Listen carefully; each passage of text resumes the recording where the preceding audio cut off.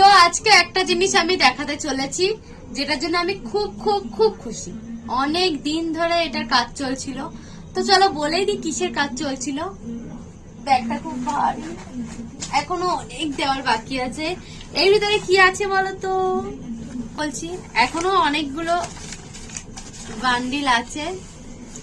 তো ওর মধ্যে থেকে আমি দেখাচ্ছি। একটা বান্ডিল ছিঁড়ে গেছে, অতগুলো খুলে লাভ নেই, চলো একটাই তোমরাই দেখে নাও।